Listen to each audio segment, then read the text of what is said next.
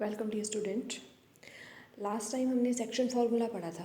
ठीक है, section formula हम कैसे अप्लाई करते हैं, क्या फार्मूला होता है, m1/m2 होती है, उसको कैसे लिखते हैं। ठीक है, तो उसी से रिलेटेड आज क्वेश्चन करेंगे। थोड़ा सा डिफरेंट क्वेश्चन है, फार्मूला वही यूज़ होगा। तो देखते हैं क्या क्वेश्चन है। Find the ratio in which the line joining 2, -3, 5 and 6 is divided by the x axis. First part है कि आपको एक्स एक्सिस पे निकालना है कि एक्स एक्सिस पे डिवाइड कर रही है। सेकेंड पार्ट है बाई एक्सिस। ठीक है, तो फर्स्ट पार्ट स्टार्ट करते हैं। Solution, let x axis meet the join of A and B. इसको ए और बी पॉइंट दे दिया हमने एट पॉइंट पी। ठीक है, where P divides A B in the ratio k/1। तो जब भी आपको रेशो फाइंड आउट करनी है, आपने हमेशा एज्यूम करनी है रेशो k/1। ठीक है, तो जब भी आपको रेशो फाइंड आउट करनी है, क्या करना है, आपने k/1 एज्यूम करनी है।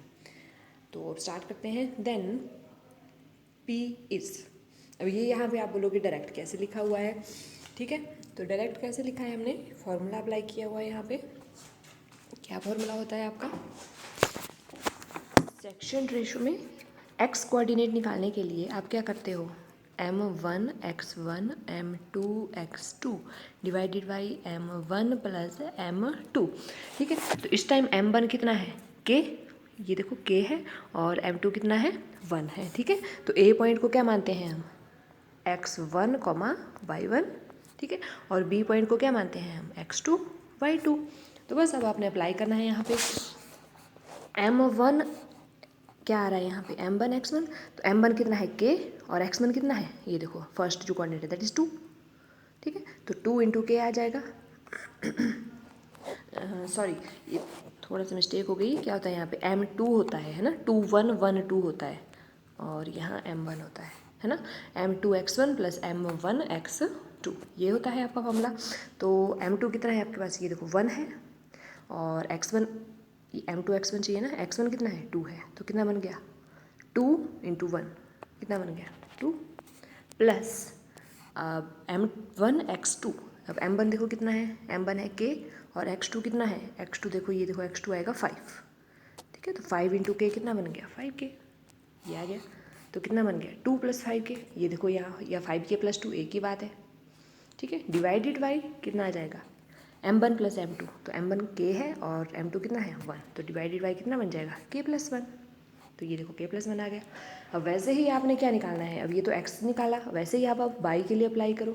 तो y के केस में जहाँ जहाँ x है वहाँ y हो जाएगा, यहाँ y1 बन गया और यहाँ y2 बन गया, है ना, m2 y1 plus m2 m1 y2। ठीक है, divided by m1 plus m2। तो अब वैसे फिर से आप अप्लाई करो, यहाँ पे सेक्शन फॉर्मूला अप्लाई करो। तो देखो m2 कितना है, 1 है, और y1 कितना है, ये देखो y1, ये देखो यहाँ पे y1 कितना आएगा, -3। तो कितना आ गया, -3 इंटू 1 कितना आ गया, -3। और m1 y2, m1 k है, y2 6 है, ये देखो। ठीक है, तो कितना बन गया, 6k, 6 इंटू के कितना बन गया, 6k, ये देखो 6k आ रहा है, प्लस 6k। ठीक है, तो 6k -3 लिख लो, या k माइनस, ये -3 + 6k एक ही बात है, डिवाइडेड बाई k + 1। तो ये हमने पॉइंट लिख लिया p, जिसके कोऑर्डिनेट x के लिए निकल रही है वैल्यू, और y के लिए दूसरी वैल्यू निकल रही है। ठीक है, अब हम देखेंगे कि x एक्सिस पे क्या होगा। अब x एक्सिस पे बोला है, दैट मीन्स जो y कोऑर्डिनेट है वो 0 होगा। जब मैंने पहले भी आपको बताया था, x एक्सिस पे बोला है तो y कोऑर्डिनेट क्या होगा, 0। अगर y एक्सिस बोला है तो y एक्सिस के केस में x = कितना होगा, 0, और यहाँ x एक्सिस की बात चल रही है, तो यहाँ पे y कितना हो जाएगा, 0। तो x एक्सिस पे y 0, तो y वाला कोऑर्डिनेट कौन सा है आपका, ये आपका x है, और ये वाला दूसरा पॉइंट आपका y है।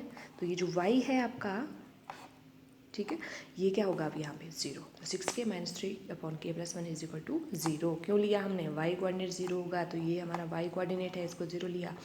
बस सिंप्लीफाई करना है। अब k + 1 रैशनल क्रॉस मल्टीप्लाई इधर ले जाओ आप, तो 0 के साथ मल्टीप्लाई हो गया, k + 1 क्या बन गया, 0। 0 से किसी को भी मल्टीप्लाई करो 0 बन जाता है।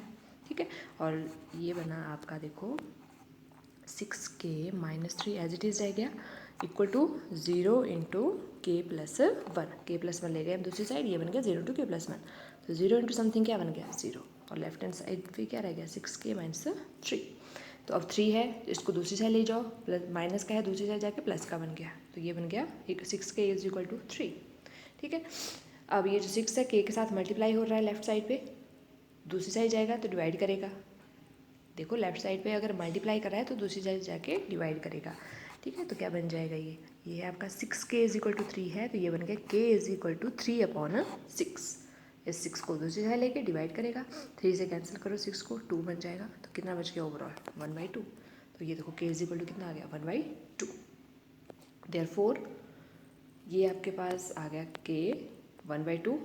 तो आप क्या बोलोगे, required ratio is k ratio 1 assume की थी, तो क्या आ जाएगा 1/2 रेशो 1 आ जाएगा। k की वैल्यू पुट करो यहाँ, तो कितना पे k की वैल्यू कितनी है 1/2 आ गई, रेशो 1 एज इट इज़, ठीक है। तो ये अगर आपका इधर जाएगा 2 ऊपर जाएगा तो क्या बन गया 1/2, ठीक है।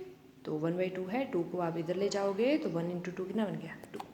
तो ओवरऑल आपके पास रेशो क्या आ रही है कि 1/2, ठीक है। तो अब ये तो हमने फर्स्ट पार्ट किया। अब सेकंड पार्ट देखो, इसको आप खुद ट्राई करोगे, थोड़ी सी हिंट दे देती हूँ मैं। यहाँ पे वाई एक्सिस बोला है, ये ए पॉइंट बी पॉइंट, यहाँ पे भी रेशो k रेशो 1 ली, ठीक है। तो यहाँ पे भी आपने सेक्शन फॉर्मूला अप्लाई करना है, तो एक पॉइंट ये एक्स पॉइंट आ जाएगा आपके पास, ठीक है। एक मिनट, ये आपके पास एक्स पॉइंट के लिए आ गया और ये बाई की वैल्यू आ जाएगी, है ना, जब सेक्शन फॉर्मूला अप्लाई करोगे। फिर हम बोलेंगे कि अब यहाँ पे वाई एक्सिस की बात चल रही है, तो वाई एक्सिस की बात चल रही है, दैट मीन्स एक्स कोऑर्डिनेट 0 होगा, वाई एक्सिस पे x 0 आएगा। दैट मीन्स फर्स्ट पॉइंट आपका x होता है, सेकंड पॉइंट y होता है, तो यहाँ पे x कितना है 5k+2/k+1, तो वो आपका क्या आएगा 0। ये देखो 5k+2/k+1 इज 0।